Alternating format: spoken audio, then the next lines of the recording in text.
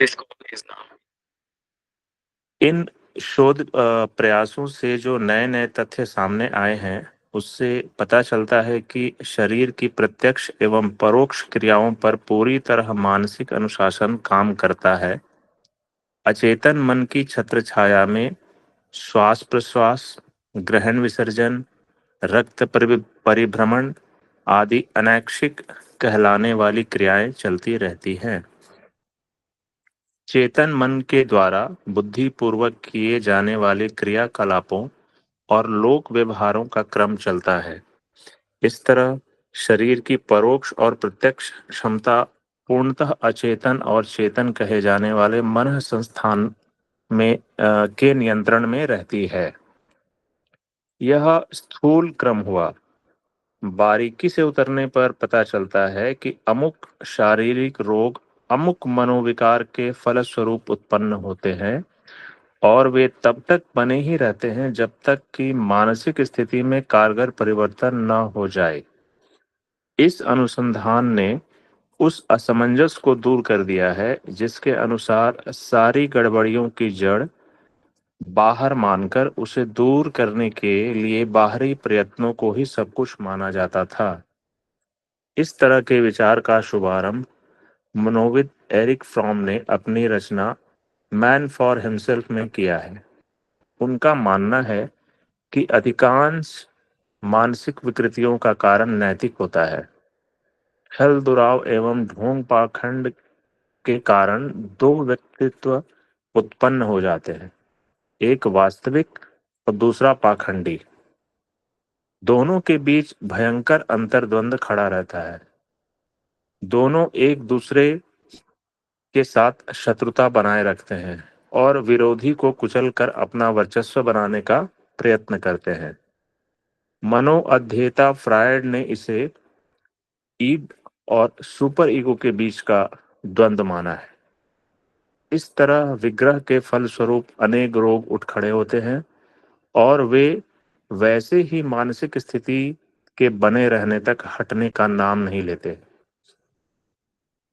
मानसिक रोगियों में प्रायः विक्षिप्त, अर्धविक्षिप्त स्तर के लोग अर्धविक्षिप्त स्तर के ऐसे लोग गिने जाते हैं जो अपना सामान्य कामकाज चला सकने में असमर्थ हो गए हों, जिनका शरीर निर्वाह एवं लोक व्यवहार विपन्नताग्रस्त हो। ऐसों की संख्या भी लाखों से बढ़कर करोड़ को अपने ही देश में ही छूने लगी है। उन लोगों की कोई गणना ही नहीं जो रोजी रोटी तो कमा लेते हैं, खाते और तो सोते समय भी साधारण लगते हैं, पर उनका चिंतन विकृत एवं हेय होता है। कितने ही दुष्टता की भाषा में सोचते हैं और हर किसी पर दोषारोपण करते हुए उन्हें शत्रुता की परिधि में लपेटते हैं। कितने ही आशंकाओं, आक्षेपों, संदेहों के अभ्यस्त होते हैं। कुछ शेख चिल्लियों की तरह मंसूबे बांधते, संभव असंभव का विचार किए बिना अपने सपनों की एक अनोखी दुनिया बसाते रहते हैं। परिस्थिति का मूल्यांकन कर सकना, दूसरों की मन स्थिति समझ सकना उनके लिए संभव नहीं होता। किसी महत्वपूर्ण प्रसंग में ऐसों का परामर्श तनिक भी काम सिद्ध नहीं होता। अपनी कार्य पद्धति को किसी उद्देश्य के साथ जोड़ सकना उनसे नहीं बन पड़ता। इन्हें पागल तो नहीं कह सकते, पर व्यक्तित्व की परख की दृष्टि से उनमें कुछ अच्छी स्थिति में भी उन्हें समझा नहीं जा सकता। मनाशास्त्री जे वान क्लासविट्ज ने अपने अध्ययन modern society and human behaviour में आज की सामाजिक स्थिति को स्पष्ट करते हुए कहा है कि विक्षिप्त, अर्धविक्षिप्त और विक्षिप्तता के सन्निकट सनकी लोगों से प्रायः आधा समाज भरा हुआ है। ऐसे लोगों में विवेक बुद्धि एवं विवेचनात्मक चिंतन का अभाव रहता है। स्वतंत्र चिंतन के प्रकाश में उनकी आंखें चौंधिया जाती हैं। इस वर्ग के लोगों को मानसिक दृष्टि से अविकसित नर पामरों की श्रेणी में ही रखा जा सकता है। सोचने की बात है कि यह सब होता क्यों है। मनुष्य का प्रत्यक्ष दोष दिखाई नहीं देता, जानबूझकर ऐसा कुछ किया हो जिससे उन शारीरिक व्याधियों और मानसिक आधियों का दुख सहना पड़े, ऐसा कुछ समझ में नहीं आता। फिर भी क्या कारण है कि समाज में इनकी संख्या स्वस्थ लोगों से कहीं बढ़ चढ़कर दिखाई पड़ती है? इस असमंजस का समाधान देते हुए मनाशास्त्र आचार्य हुई गॉर्डन चाइल्ड ने अपने अध्ययन सोसाइटी एंड नॉलेज में बताया है कि अनैतिक एवं असामाजिक चिंतन और कर्तृत्व से मन क्षेत्र में उत्पन्न होने वाले अंतर्द्वंद दोहरा व्यक्तित्व रच देते हैं, और उससे निरंतर उठने वाली आंतरिक कलह सारी मनोभूमि को क्षत विक्षत करके रख देती है। संचालन के आहत, घायल एवं परेशान होने पर उसके अधीन काम करने वाले तंत्र की दुर्दशा होना स्वाभाविक है। इतना सब जान लेने पर हमें एक ही निश्चय पर पहुंचना पड़ता है कि चेतन की मूल सत्ता अंतःकरण को प्रभावित करने वाले नैतिक और अनैतिक विचार एवं कर्म ही हमारी भली बुरी परिस्थितियों के लिए उत्तरदायी हैं। इसी उद्गम से हमारे उज्जवल भविष्य का आधार खड़ा होता है, और यहीं से विपत्तियों का वज्र गिरने वाली दुखद संभावनाएं विनिर्मित होती हैं। इस मूल केंद्र का परिशोधन करना ही समस्या का वास्तविक निदान है। प्रस्तुत संकटों से छुटकारा पाने और निकट भविष्य में फलित होने वाले संचित संस्कारों का निराकरण करने के लिए आंतरिक परिशोधन का प्रयास इतना अधिक आवश्यक है कि उसे अनिवार्य की संज्ञा दी जा सकती है। इस परिशोधन का स्वरूप समझाते हुए मानविकी विद्या के आचार्यों का मत है कि उन्नत चिंतन एवं उत्कृष्ट कर्म का सामंजस्य ही वह उपाय है जिससे अचेतन में नूतन लिपि लिखी जा सकती है। इनमें से एक का भी अभाव होने से प्रयास की समग्रता नहीं होगी। इन दोनों से न केवल जीवन क्रम सामान्य बनेगा, बल्कि अंतःस्थल में उन दिव्य शक्तियों का अविरल प्रवाह प्रवाहित होने लगेगा जिनके कारण सामान्य मनुष्य महामानवों और प्रतिभावानों की पंक्ति में जा बैठता है। जी भैया, समाप्त है अभी ये वाला टॉपिक, तो इसके आगे तो नहीं पढ़ना ना? जी, जी भाई साहब, बहुत-बहुत धन्यवाद। आज हम लोग इतना ही इस पे चिंतन मनन करते हैं।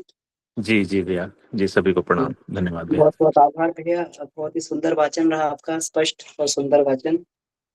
और इसमें अ, ये जो विषय है, लगभग बहुत सारा इसमें से हम लोग पहले भी पढ़ चुके हैं। बहुत बार ये बात आ चुकी है कि जो एक अंतर्द्वंद खड़ा हो जाता है एक व्यक्ति के अंदर, वही सारी हमारी मनस्थिति को चौपट कर देता है, और वहीं से हमारी सारी की सारी मानसिक विकृतियाँ चालू होती हैं। तो इसको इस तरीके से गुरुदेव ने यहाँ से इसको शुरू किया, उसको देखते हुए चले जाते हैं कि जैसे-जैसे हमारी गति स्थूल से सूक्ष्म होती जा रही है, वैसे-वैसे हमें संकटों और अभावों के वास्तविक कारणों को समझने में सुविधा मिलती जा रही है। तो बिल्कुल ठीक बात है। पहले हम लोग जब अगर ये इसको देखा जाए, भारतीय दृष्टिकोण से इसको देखा जाए, आध्यात्मिक दृष्टिकोण से, तो सारी की सारी चीज़ों की जड़ हम लोग पहले से मानते चले आ रहे हैं कि सब कुछ अंदर ही होता है, और अंतःकरण को विकसित करने की विद्या को ही यहाँ पर प्राथमिकता दी गई। तो इसीलिए अध्यात्म की जितनी उन्नति भारत में हुई, उतनी शायद कहीं पे हो, क्योंकि इसको समझा गया कि यही एक ऐसा रास्ता है कि जिससे मनुष्य के अंदर उसका परिष्कार करके और उसको एक पशु से मनुष्य, मनुष्य से देवता बनाया जा सकता है। तो ये हुआ। लेकिन अब जो ये बात ये कही जा रही है कि जैसी-जैसी हमारी गति स्थूल से सूक्ष्म की ओर होती जा रही है, तो ये बात आधुनिक जिसको हम लोग कहते हैं पश्चिमी जगत के परिप्रेक्ष्य में, मुझे लगता है ये बात कही जा रही है। क्योंकि वहाँ पर सारा का सारा निदान जो है, चाहे हम एलोपैथी की बात करें, सारा का सारा निदान जो है वो पूरा का पूरा स्थूल के हिसाब से, स्थूल पद्धति के हिसाब से ही होता है, आज भी हो रहा है।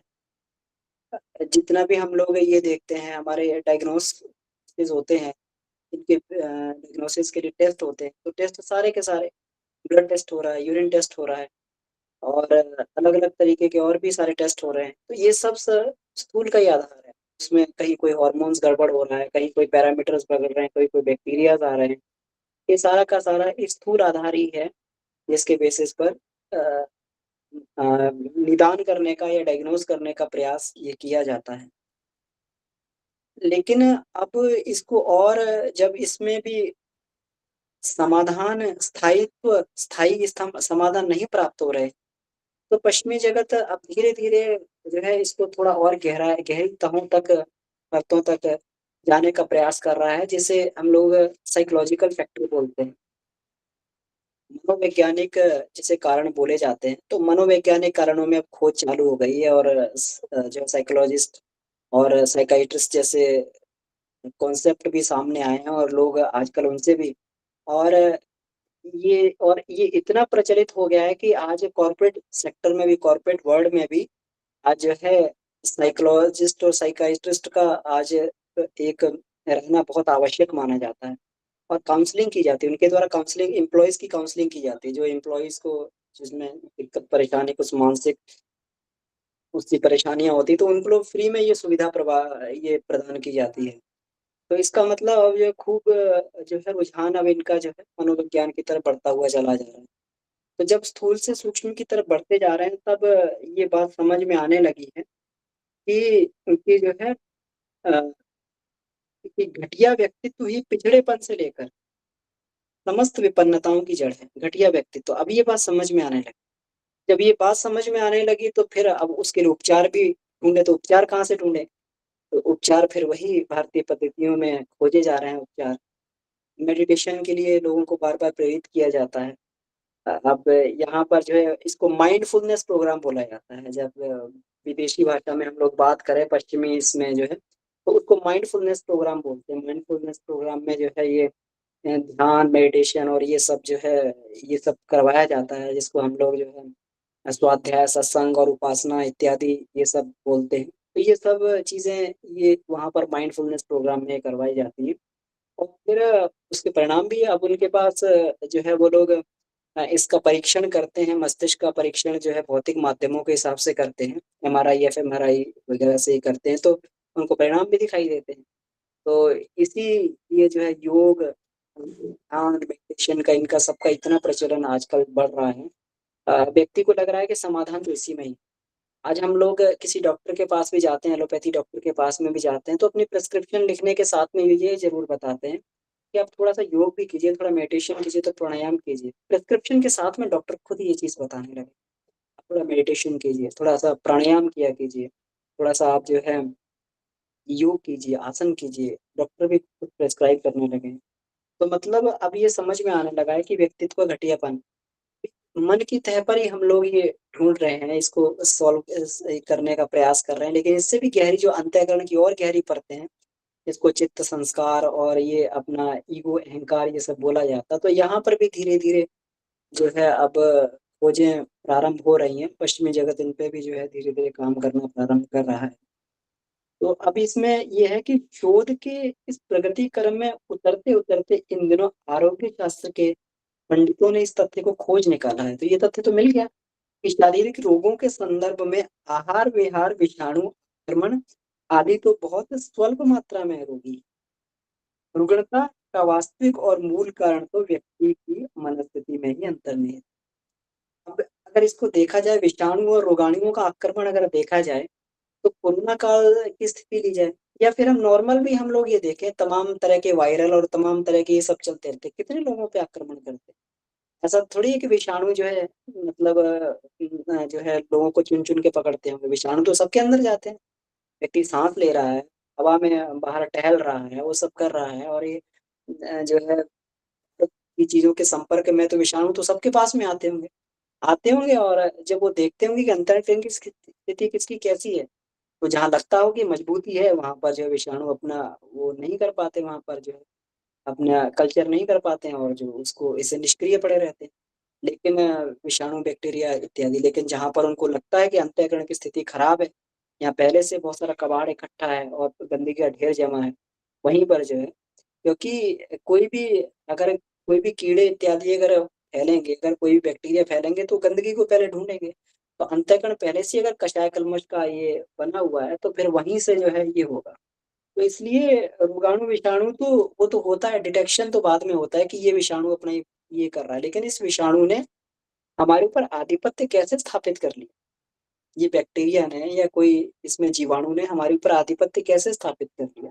तो कुछ ना कुछ जरूर अंतःकरण की कमजोरी के कारण ये होता है। तो अब इसमें ये ये कहा गया है कि इसमें जो शोध, जो प्रयास चल रहे हैं हमारे, नए नए तथ्य से सामने आ रहे हैं। अब इसमें ये कहते हैं, चेतन मन की छत्र छाया में श्वास प्रश्वास, ग्रहण विसर्जन, रक्त परिसरण आदि अनैच्छिक जलाने वाली क्रियाएं चलती रहती हैं। चेतन मन के द्वारा बुद्धिपूर्वक किए जाने वाले क्रियाकलापों और लोक व्यवहारों का क्रम चलता है। इससे शरीर की परोक्ष और प्रत्यक्ष क्षमता पूरी चेतन और अचेतन कहे जाने और मनस संस्थान के नियंत्रण में रहती है। तो इसका मतलब तो ये हुआ कि अगर हमारा जो ये जो हमारा नर्वस सिस्टम है, जो हमारा नर्वस सिस्टम है, तो ये nervous system autonomous nervous system है।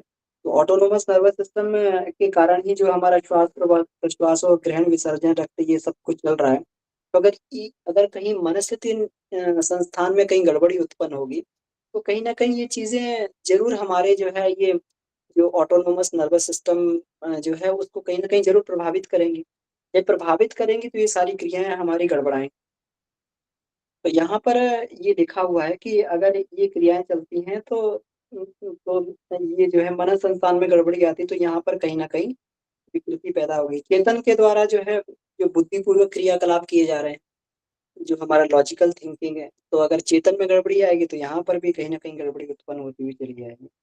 ये स्थूल क्रम हुआ। बारीकी में उतरने पर यह पता चलता है कि अमुक शारीरिक रोग अमुक मनोविकार के फलस्वरूप उत्पन्न होते हैं, और वे जब तक बने रहते हैं जब तक कि मानसिक स्थिति में कारगर परिवर्तन ना हो।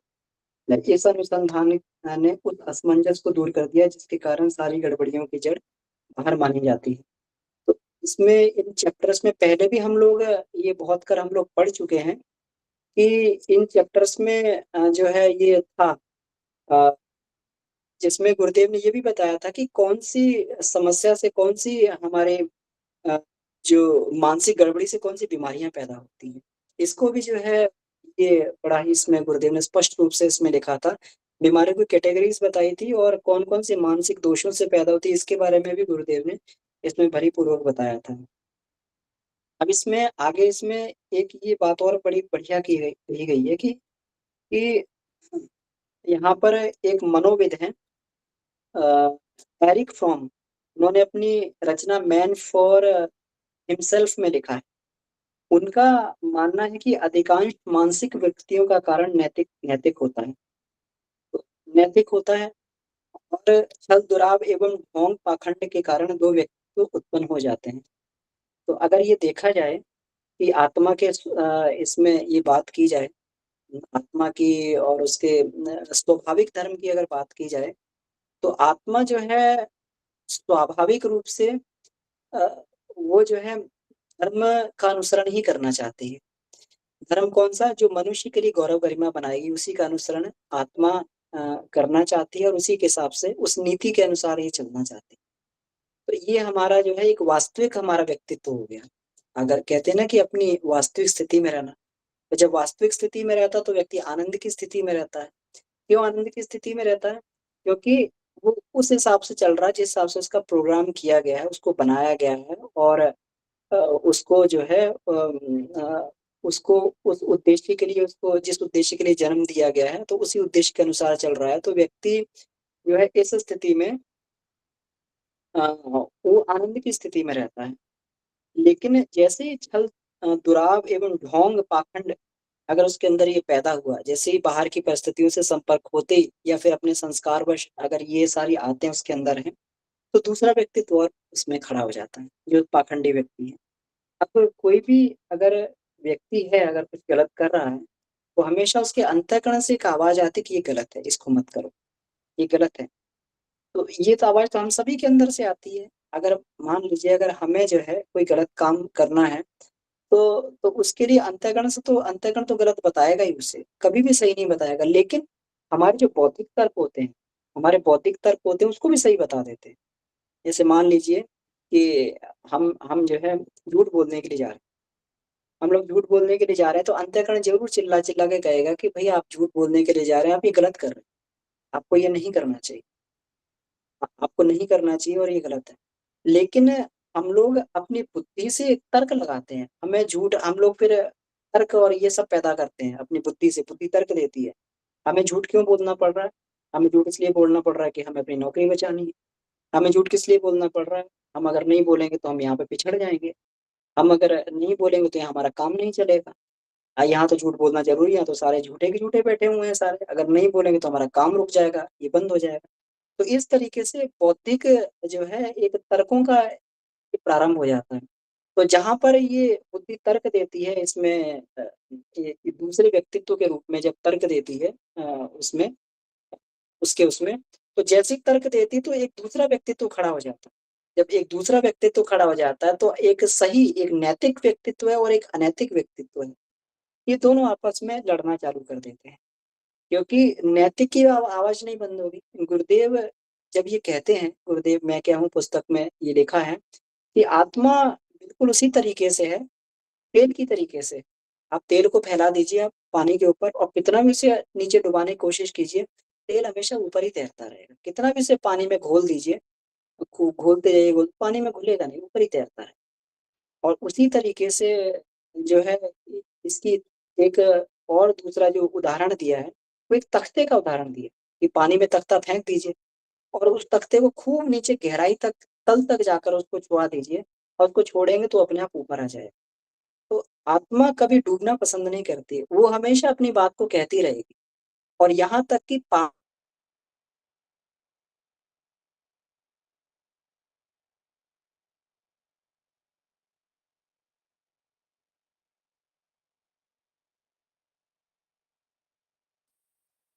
भैया आपकी आवाज नहीं आ रही है।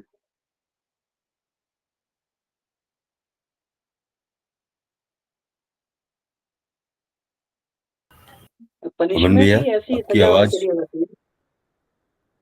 अच्छा, अमन भैया, भैया मेरी आपकी आवाज़ आवाज कट गई। अभी अभी अभी आई है, अभी आई है, अभी आई। अच्छा बीच में कट गई थी आवाज़ क्या? जी भैया, अभी कुछ सेकंड पहले कट गई थी। अच्छा, अच्छा भैया 1 मिनट में देखता हूँ, इसमें कहाँ दिक्कत आ रही है। इसको भी ऑन कर लेता हूँ।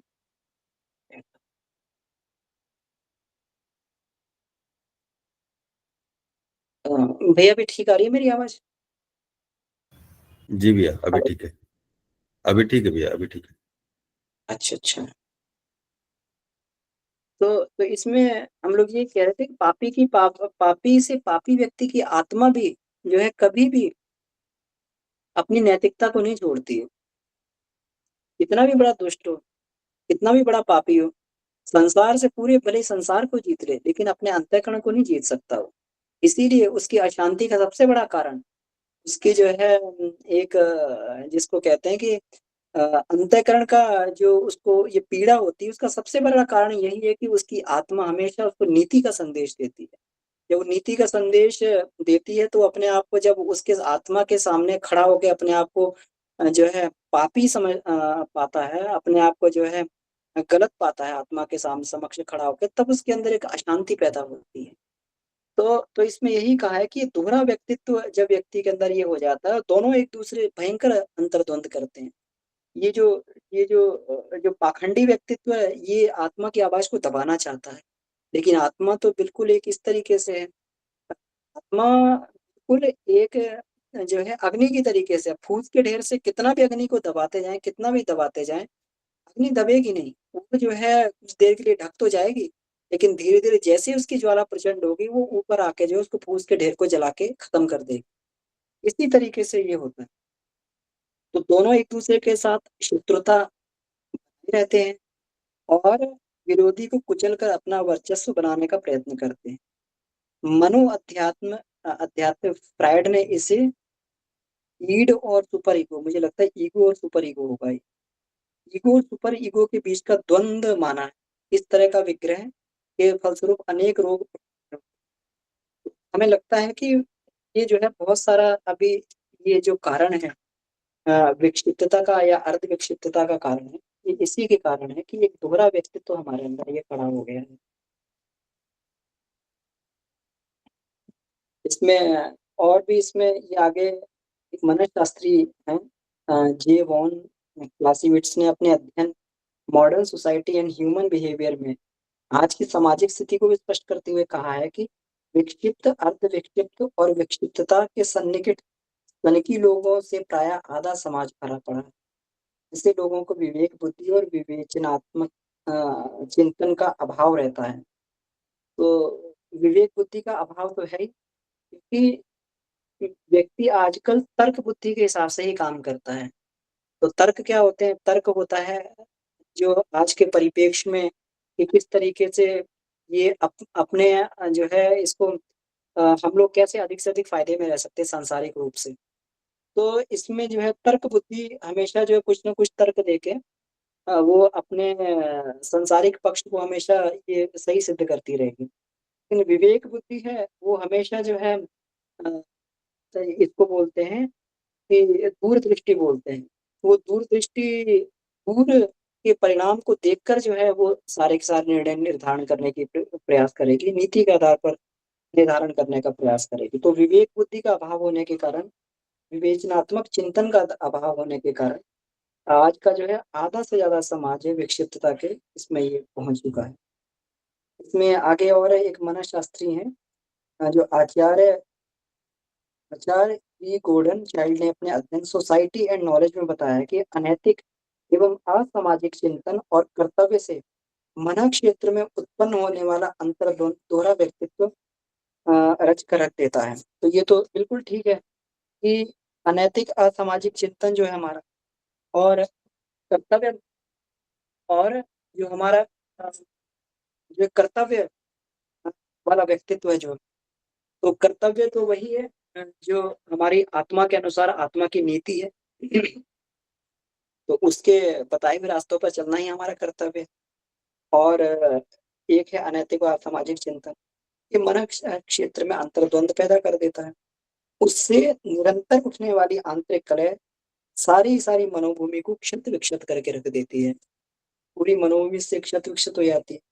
संचालन के आहत, घायल एवं परेशान होने पर उसके अधीन काम करने वाले तंत्र की दुर्दशा होना स्वाभाविक है।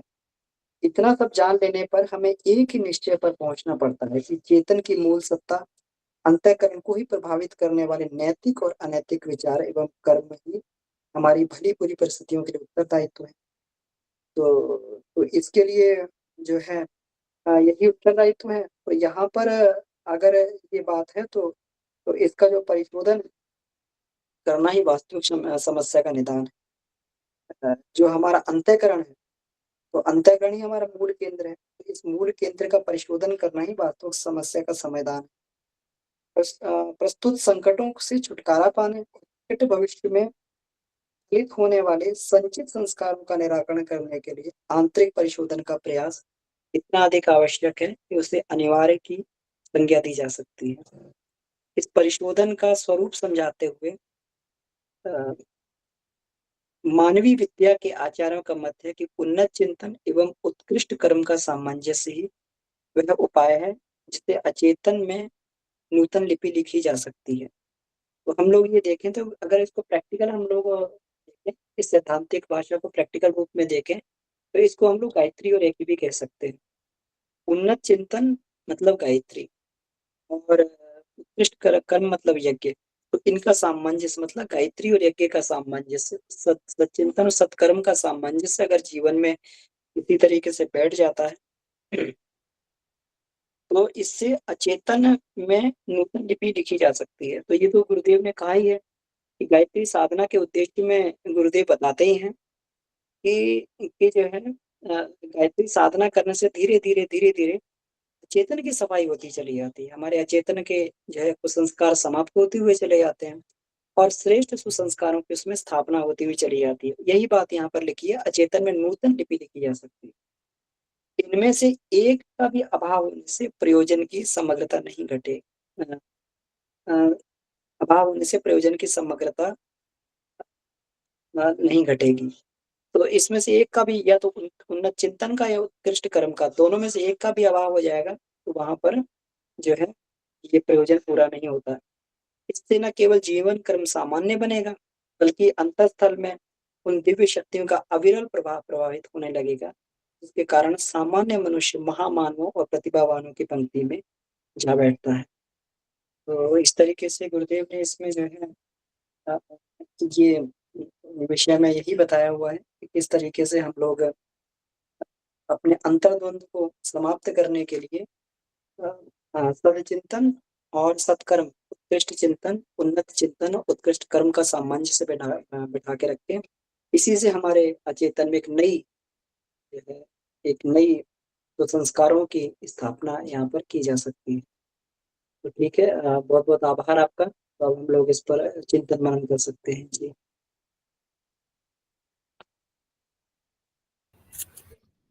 जी अमन भैया, बहुत बहुत आभार आज के प्रस्तुतिकरण के लिए। और हम लोग जब से भी चेतन अचेतन सुपर चेतन मनी वाङ्मय का वाचन और इस पे चर्चाएं हो रही हैं, उस पे कितना महत्व गुरुजी रख रहे हैं अंतःकरण के परिशोधन के लिए, और इस पे अलग अलग तरीके से एक ही चीज को मतलब कितनी तरीकों से समझाने का प्रयास कर रहे हैं हमें।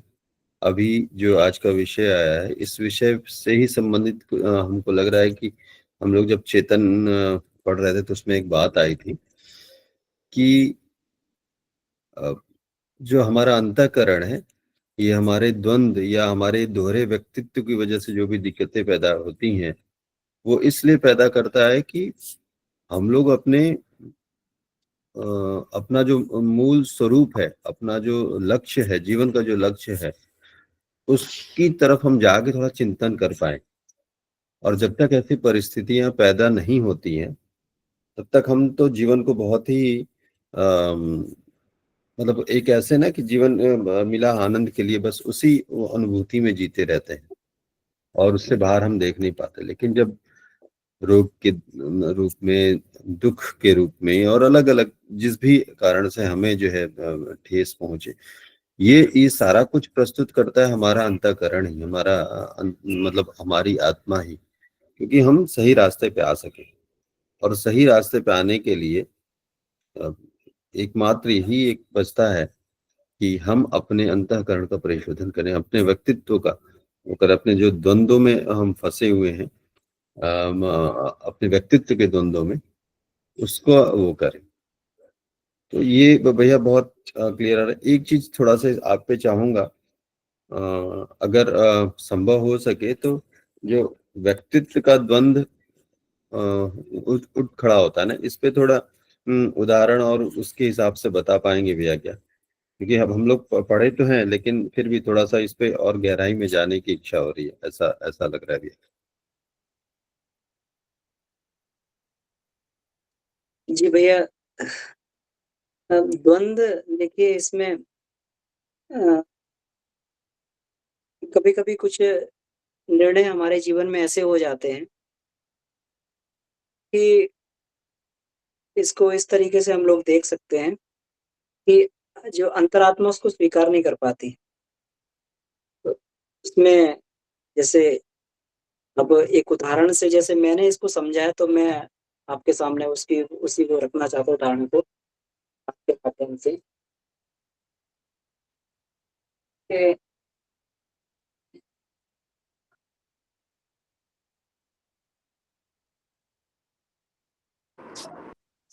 हाँ, अब भैया मेरी आवाज़ आ रही है? जी भैया। जी। जी, जी। तो एक बार ऐसा हुआ कि जैसे हम लोग कॉर्पोरेट्स में काम करते हैं, तो उसमें जो ये रहता है, तो मैं बैंगलोर में था उस समय। तो बैंगलोर में था तो अभी नई-नई मैंने कंपनी जॉइन की थी और मुझे जॉइन किए हुए जो है तब यहाँ से मूवमेंट हुआ था, तब यहाँ से हम नोएडा से मूव किए थे बैंगलोर के लिए। तो उस कंपनी में मूव करने के बाद में पूरा का पूरा रिलोकेट कंपनी ने करवाया। और उसके बाद में जो है मैंने 6 महीने वहाँ पर काम किया। और 6 महीने काम करने के बाद में बैंगलोर में तो रहते ही बहुत सारे अच्छे ऑफ़र्स मिलते हैं। तो ऐसे ही मेरे पास कॉल आया और मुझे जो है एक बहुत बड़ी कंपनी में बहुत अच्छा ऑफ़र मुझे तुरंत मिल गया वहीं पर। तो मैंने उसको जो है ऑफ़र को एक्सेप्ट कर लिया। ऑफ़र एक्सेप्ट करने के बाद में मैंने कहा ठीक है कोई बात नहीं। तो ये ऑफ़र एक्सेप्ट कर लिया उसको। तो भौतिक दृष्टि से तो बहुत बढ़िया था, बहुत अच्छा पैकेज दे रही थी मुझे। तुरंत जो है उन्होंने 40% तक उन्होंने हाइक भी दे दिया और कंपनी भी बहुत अच्छी थी और बहुत अच्छी सुविधाएँ। और वो लोग ये भी उस समय एक ये भी एक लग्ज़री होती है कि आपको जो है अभी हम लोग ये आपको कुछ ये भी जाना पड़ेगा इधर-उधर भी हम लोग आपको जो है इसमें ये भेजेंगे। तो इसमें इसी तरीके से जो है बहुत सारी चीज़ें उन्होंने बताई। कुल मिला के प्रोडक्ट बेस्ड कंपनी बहुत बढ़िया कंपनी थी। तो ऑफ़र एक्सेप्ट करने के बाद में तो ये लगा कि अच्छा है। लेकिन फिर अंदर जो है एक पीड़ा चालू हो गई, कि जिसको मतलब एक अंदर जो है ऐसा द्वंद स्टार्ट हो गया। अब हमें ये समझ में नहीं आ रहा था ये क्यों हो रहा है? तो एक पीड़ा अंदर ये स्टार्ट हो गई तो फिर जैसे धीरे-धीरे उसकी तह में जाने की कोशिश की कि ये है कहाँ से स्टार्ट हुआ है ये? तो जब उसके अंदर जब ये जाने की कोशिश करी, तो ये पता लगा कि मतलब ये पीड़ा इस वज़ह से है कि जो जिस कंपनी ने हमें पहले ऑफ़र दिया और उसने हमें यहाँ बुलाया और इतना जो है पूरा हमारे लिए वो किया, रिसोर्स खर्च किए, सब कुछ किया और जो कंपनी की हालत ख़राब है, इस प्रोजेक्ट की हालत ख़राब है और हमारी जब सबसे अधिक आवश्यकता जब कंपनी को है, हम इसको छोड़ के जा रहे हैं। तो ये पीड़ा हमें ये मूल कारण में ये वाली समझ में आई। बहुत दिनों तक जो है हम इसको वो करते रहे, इसको अपने बुद्धि से तर्कों से हम इसको करते रहे कि कोई बात नहीं ऐसा तो होता ही है। कॉर्पोरेट जगह तो बहुत इमोशनल नहीं होना चाहिए, कंपनी तो अपने हिसाब से काम करती है, ये करते हैं, वो करती है। लेकिन जब इसको करते थे फिर अंदर से पीड़ा आती थी, ये ठीक नहीं है। मानवीय दृष्टि से ये ठीक नहीं है, भले ही इसको तार्किक दृष्टि से बढ़िया है, सांसारिक दृष्टि से। लेकिन मनुष्य की दृष्टि से जो है नैतिकता की दृष्टि से देखा जाए तो ये बात बिल्कुल ठीक नहीं बैठती है। तो बहुत दिनों तक ये द्वंद चलता रहा और करीब-करीब 20-25 दिन के बाद जो है फिर मैं इसी उस पे कन्क्लूज़न पे पहुँचा कि अगर मैं इस कंपनी को जॉइन कर लिया तो ये बुरी तरीके से एक अंतःकरण पे ये चोट होगी और मैं इसको छोड़ के चला गया तो हो सकता है कि मैं एक गाँठ मेरे अंदर बन जाए और वो जो है बहुत मुझे दिक्कत करे। तो फिर उस ऑफ़र को फिर मैंने जो है वहाँ पर एचआर को बोलकर उसको मना करवा दिया उसको जो है कि मैं जॉइन नहीं कर सकता अभी करंटली बहुत ये तो फिर मुझे एकदम जो है जो अंदर से अंतर्द्वंद हो रहा था वो शांत हो गया और ये चीज़ें समाप्त हो गई। तो ऐसे करके हम लोग कहीं पर भी अब मुझे ये समझ में नहीं आया कि ये मेरी आत्मा का निर्णय था या फिर भगवान की कोई इच्छा थी जो मुझे तीव्र प्रेरणा दे रहे थे कि मैं यहाँ से छोड़ के ना जाऊँ। ना तो इस तरीके से बहुत सारे अंतर्द्वंद जो है व्यक्ति कभी भी कुछ भी अपनी नीति के अनुसार, आत्मा के अनुसार कोई भी गलत स्टेप उठा लेता है, तो उसके अंदर ज़रूर ऐसी जो अशांति और वो चालू हो जाती है और उसके मूल कारण में जाके उसको खोजना पड़ता है कि ये चालू कहाँ से हुआ है। और जब तक उसका निदान निराकरण नहीं होता है, तब तक वो अगर किसी को बने रहना दिया जाए तो धीरे-धीरे करके एक बड़े मानसिक जो है बीमारी का कारण बन जाती है और फिर आगे चल के वो शरीर में भी रिफ्लेक्ट हो सकती है, बहुत सारी चीज़ें इसमें जो है ये हो सकती हैं। बिल्कुल। जी भैया। तो इस चीज को ऐसे भी समझा जा सकता है भैया कि जो उदाहरण आपने दिया अपने अनुभव का, इसको अगर दूसरे रूप में देखें, अगर कहीं किसी कॉर्पोरेट वर्ल्ड के में, क्योंकि ये अनुभव एक तरह से अपने जैसे आपने कहा अलग अलग की ईश्वर की हो सकता है ये इच्छा थी कि मैं इसमें रहूं या जो भी। तो कई बार ऐसा होता है कि किसी चीज को मतलब एक उदाहरण को सबके लिए नहीं माना जा सकता है। हो सकता है कि मुझे किसी कंपनी में कोई मतलब ऐसी स्थिति है या कुछ वहाँ ऐसा है कि वहां से हट जाना ही अच्छा है और एक नए जगह एक अच्छे वातावरण में एक अच्छे लोगों के साथ जाए, तो फिर वहां पे ये चीज नहीं आनी। और मुझे लगता है कि अगर वो सही जा रहा है तो अंतर्द्वंद नहीं आएगा, लेकिन अगर वो सही नहीं है, कहीं से किसी को चीट करके या धोखा दे के उसे जा रहा है, अगर उसके साथ धोखा हो रहा है और वो तब मूव कर रहा है, तो मेरे ख्याल से ऐसा अंतर्द्वंद नहीं उत्पन्न होगा। मैं जो समझ पा रहा हूँ भैया आपके इस उदाहरण से। जी भैया, देखिए ये तो एक उदाहरण है, आपने जैसे कहा हम्म। उदाहरण के लिए, तो मुझे जो लगा ये एक उदाहरण है। देखिए हर किसी के ये अंतःकरण ही इसका निर्णय करता है कि जी जी। मतलब कौन-सी परिस्थिति में क्या होना चाहिए, है ना? तो हर किसी व्यक्ति को अपनी आवाज़ को सुनना चाहिए, उसका अंतःकरण बिल्कुल साफ-साफ और सरल शब्दों में उसको बता देता है कि आपके लिए ये बढ़िया है। अगर हम उसको अंतःकरण की आवाज़ को सुनते हैं, उस पर चलते हैं, उसको महत्व देते हैं, तो ज़रूर हमारी आत्मा हमें और वही सही उदाहरण देगी। किसी के लिए हो सकता है दूसरी परिस्थितियाँ जैसे आपने बताया और ये तो एक ये वाला उदाहरण है, बहुत सारे उदाहरण जीवन में इस तरीके से निर्णय हमें लेने पड़ते हैं, द्वंद में हम लोग फँस जाते हैं। उस द्वंद में फँसने के बाद में वही अगर अंतःकरण की आवाज़ सुनते हैं, तो वो जो है सही होती है। जी, राजेश भैया। अमन भैया, मैं इसमें एक चीज ऐड करना चाहूंगा। ये जो अंतर्द्वंद है, ये व्यक्ति के व्यक्तित्व, प्रत्येक व्यक्ति का अलग अलग है। जैसे जिसका अंतर्मन जितना परिशोधित होगा, या जो अपने अंतरात्मा के प्रति जितना ईमानदार होगा, उसको अपने अंतरात्मा की जो बात है, या जो कॉल ऑफ द सोल है, यानी कि आत्मा की जो आवाज है, वो बिल्कुल स्पष्ट सुनाई देगी। और जैसे मान लीजिए, मैं एग्जाम्पल के तौर पे बताता हूँ कि जो जो लोग नशा करते हैं, या जो लोग मतलब मांस भक्षण करते हैं, या चोरी करते हैं, या बाकी गलत काम जो भी है वो सब करते हैं, ऐसा नहीं है कि उनके अंदर से आवाज नहीं आती है। आवाज उनके अंदर से भी आती है, और जो एक आम इंसान है उनके अंदर से भी आवाज है। लेकिन वो जो गलत करने वाले लोग हैं, वो उन्होंने ऐसा मतलब एक बाउंड्री या बैरियर बना दिया है कि उस आवाज को सुनना तो मतलब दूर की बात है, उनको आभास भी नहीं होता कि ऐसी कोई आवाज आ भी रही है अंदर से। ये आती है तो बाकी चीजें जो है वो ज्यादा हावी रहती हैं, और वो इसको बिल्कुल अनसुना करके वो अपराध जो भी उनका है वो अपना करके और फिर निश्चिंत भी रहते हैं। लेकिन वो क्रिया हो जाने के बाद, जो भी जिसके लिए भी कॉल आई थी और वो क्रिया हो गई, हो जाने के बाद भी अंतर्मन छोड़ता नहीं है भैया। अब वो भय में जीता है। अब वो मतलब एक तरह से अपने ग्लानि में, आत्मग्लानि उसको होती है अंदर से, और उसको दबाने के लिए वो तरह तरह के प्रयोजन करता है। वो अपने आप को श्रेष्ठ दिखाने की कोशिश करता है, वो अपने कृत्य को सही साबित करने की कोशिश करता है।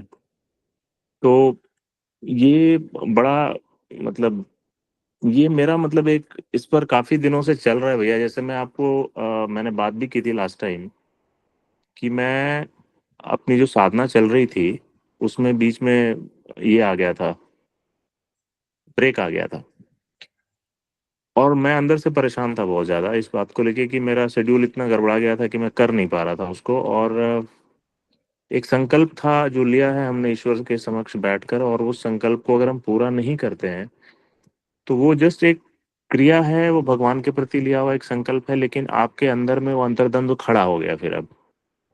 और अब आप उससे डेली मैं लड़ रहा था भैया। फिर जब मैं वापस आया यहाँ, और जब वो चीज़ें शुरू हुई हैं, तो जाके मन शांत हुआ।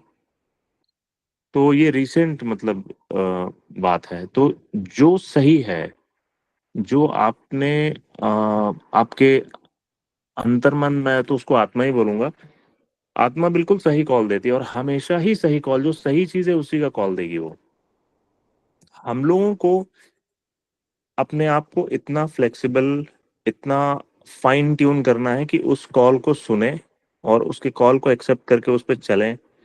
ये ही हमको लगता है कि बहुत हो जाएगा आगे मतलब बढ़ने के लिए आध्यात्म के पथ पे। ये भैया मेरा कहना था इसमें। अगर कुछ ज्यादा बोल दिया हो तो क्षमा प्रार्थी हूँ। धन्यवाद भैया।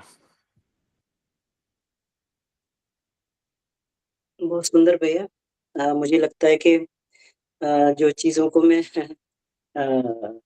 जो बहुत ज़्यादा मुझे लगता है मेरी तरह स्पष्ट नहीं हो पा रही, तो बहुत सारी आपने चीज़ों को बहुत अच्छा इसमें रखा है, बहुत बढ़िया शब्दों में। और दूसरा आपने जो ये बात कही कि ये जो है होती तो सभी के अंदर है, लेकिन वही व्यक्ति सुन पाता है जिसको, तो बिल्कुल सही बात है, जिसकी आत्मा पे लबादा कम चढ़ा हुआ होगा, तो उसको वो आवाज़ जल्दी सुनाई दे जाएगी। और नहीं तो पश्चाताप तो होता ही है फिर। और ये भी बात बिल्कुल ठीक कही आपने कि उसको उस आत्मग्लानि को मिटाने के लिए व्यक्ति कुछ ना कुछ ऊपर से अपने आप को श्रेष्ठ दिखाने के लिए वो जो है कुछ ना कुछ उसमें वो भी करता रहता है, ये करता रहता है। लेकिन ये बिल्कुल ठीक बात है और हमें इसी तरीके से आत्मानुशासन में ही जो है और अध्यात्म, मुझे लगता है इसको हम लोग ये बोलते हैं कि आत्मचिंतन किया जाए, आत्मचिंतन करके आत्म सुधार किया जाए, फिर आत्म निर्माण किया जाए और आत्म विकास किया जाए। ये चारों चारों की चारों चीजें इसीलिए हैं कि हम किसी प्रकार से आत्मा के अनुशासन में चल पाए। आत्मचिंतन का मतलब ही ये है कि शांत मन स्थिति से जरा बैठा जाए, सोचा जाए कि हमारी आत्मा क्या चाहती है, क्या हम वो कर रहे हैं जो हमारी आत्मा चाहती है।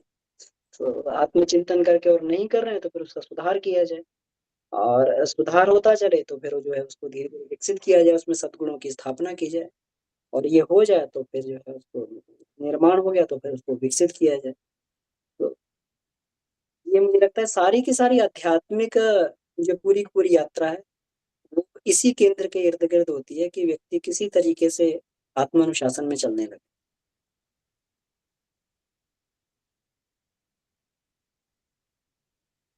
जी भैया।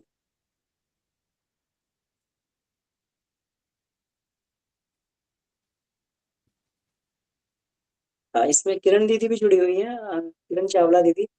मेरा निवेदन है दीदी इसमें कुछ आप भी अपनी बात जरूर रखें। जी जी भैया, थैंक यू भैया। और आप सब इतनी अच्छे आप सबने एक्सप्लेन किया तो मुझे लगा कि जरूरत नहीं है, लेकिन हाँ ये जो द्वंद्व है उसके ऊपर जो बात हुई और जो मानसिक रीजन है उससे जो शारीरिक बीमारी आती है उसके दो उदाहरण देना चाहती हूँ। एक जो मानसिक द्वंद्व है पहले उसका, तो हमारे पास एक दुकान खाली पड़ी है, ठीक है। अब उसमें अगर हम स्मोक शॉप होती है, यहाँ पे हुक्का सिगरेट तंबाकू बेचा जाता है, अगर वो खोल लें तो उसमें मार्जिन बहुत ज्यादा है, मतलब इनकम बहुत अच्छी होगी। और लेकिन जो बिजनेस ऑनर है, बिटिया है, उसने बोला कि अगर मैं स्मोक शॉप खोलती हूँ, हमारे पास में 3 स्कूल हैं, उन बच्चों पर क्या असर होगा, उनको वो वस्तुएं आकर्षित करेंगी, तो मुझे ये काम नहीं करना। भले ही इनकम कम हो लेकिन मैं समाज को एक गलत डायरेक्शन नहीं दे सकती। तो अंतर्द्वंद चल रहा है अंदर, अभी भी वो जगह खाली है तो द्वंद अंदर है। तो हम अपनी नैतिकता को ध्यान रखते हुए जब हम काम करेंगे, भले ही पैसा कम है लेकिन वो जो है अंतर की जो शांति है वो हमें सुख देगी, ये बात निश्चित है। अंदर भी सुख होगा, समाज भी सुखी होगा, परिवार भी सुखी होगा, इन सब बातों को। और कमाई भी नीति युक्त होगी, भले ही उसमें मेहनत तो उसमें भी लग रही है, नीति युक्त है, लेकिन आत्मा उसको स्वीकार नहीं कर रही। पहला तो ये द्वंद की बात हुई। दूसरी जो मानसिक स्थिति से शरीर में जो परिवर्तन आता है उसका एक उदाहरण अपने से ही देती हूँ। एक बार हम लोग पति पत्नी ट्रेन में आ रहे थे और रास्ते में खाना खाना था, ट्रेन में ही मिल जाता है, तो वो ट्रेन खाना आ गया। अब मेरे अंदर तो वो है, खाने को लेकर डर है मेरे अंदर कि मुझे खाना जो है परेशान करेगा। अब मैं उस खाने को देख रही हूँ और मेरे पति बोले खा लो कुछ नहीं होता है। नहीं नहीं नहीं, मैं बीमार हो जाऊंगी, मैं नहीं खाऊंगी। अरे खा लो कुछ नहीं होता, लेकिन अंदर का जो मेरी मानसिक स्थिति है वो कह रही है मत खाओ, क्योंकि मेरे अंदर मानसिक जो है वो, जैसे आजकल आ जाता है कि वो माइक्रोवेव का गर्म किया हुआ है, ये जो एल्युमिनियम फॉयल लिपटा हुआ है, ऐसी ऐसी बातें मेरे अंदर चल रही थी। वो पति के आग्रह पर मैंने खा लिया, निश्चित उस दिन मैं अच्छे से बीमार हुई। अब डॉक्टर पास गए, उसने मेरे पूरी सोनोग्राफी वगैरह की कि रोज रोज क्यों पेट दर्द हो जाता है। तो उन्होंने बोला कि तुम डरती हो। मैं तो किसी से नहीं डरती, मैं तो निर्भय व्यक्ति हूँ। बोले नहीं, सोचो अंदर। तो मैंने सोचा, मैंने कहा हाँ मैं खाने से डरती हूँ। जब भी खाना मेरे सामने आता है उसको देखकर मुझे अपने आप से ऐसा डर लगने लग जाता है और वो मुझे हमेशा ही विकार देता है। अभी मेरी सीटिंग बढ़ गई तो मेरे पेट में वापस वही समस्या चल रही थी। तो मेरी बेटी बोली कि इस उपाय को दूर करते हैं, मेरे साथ चलो वॉक करने। चलिए, जब 1 घंटा आधा घंटा वॉक करने लगी तो मन में एक वो बात आ गई कि अब मैं जो भी खाऊंगी मुझे हजम हो जाएगा, मुझे डाइजेस्ट हो जाएगा। तो वो जो मानसिक स्थिति को जब उन्होंने पकड़ा इसको बात को कि इसको हिलाना ही पड़ेगा, नहीं तो इनके मन में ये बात रहेगी कि मुझे डाइजेस्ट नहीं होगा, तो वो हर चीज से डरती हूँ। तो जो डर था वो हमें बीमार करता ही है। और वो जो इरिटेबल बॉल सिंड्रोम, इस तरीके से हम बोलते हैं, IBS, तो इस तरीके के जो रोगों को उत्पन्न करता है। तो मानसिक स्थिति का परिणाम जो है शरीर पर निश्चित रूप से पड़ता है। अगर हम किसी का नीति युक्त खाना खाते हैं या अपने मन में विश्वास ले लिया, बाबूजी बोलते हैं भोजन के अंदर उस परमात्मा की झिलमिलाती सत्ता को देखो, सविता को देखो और खा लो।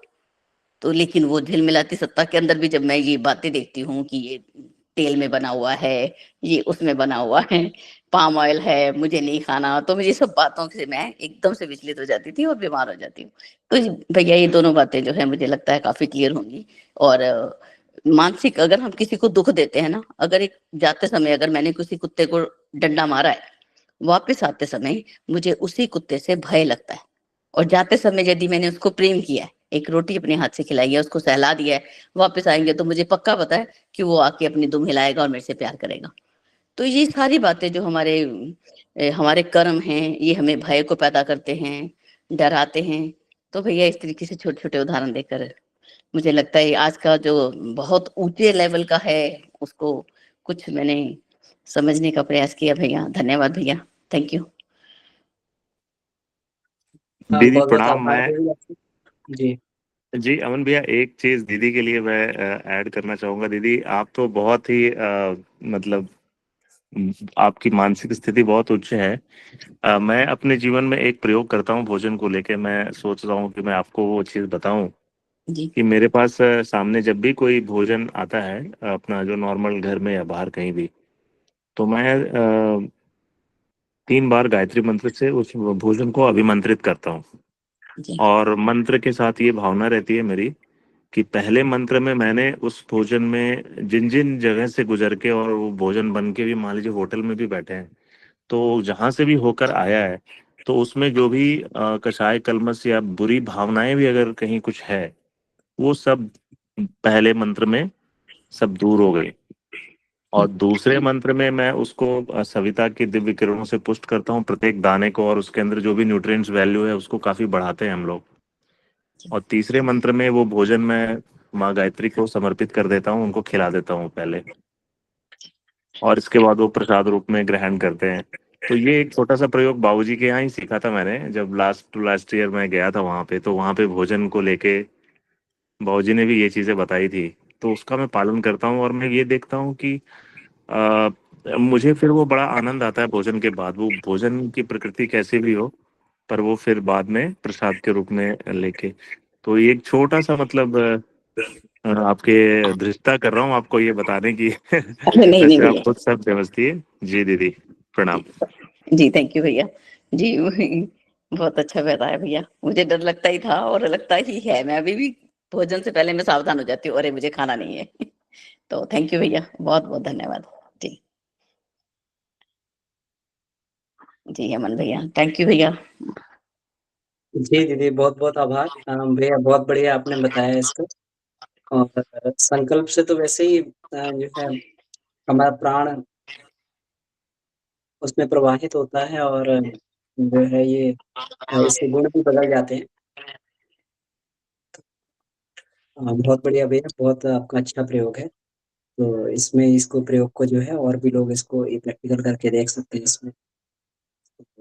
ठीक है, तो समय भी हो गया है और बहुत ही अच्छी चर्चा रही।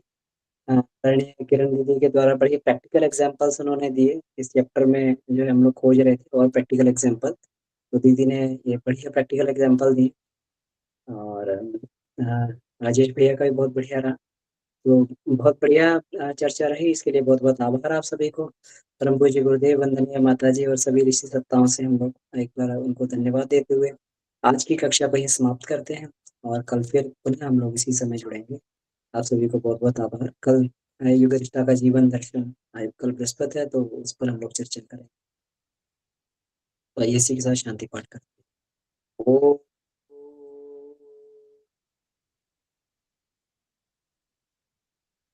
शांति शांति शांति।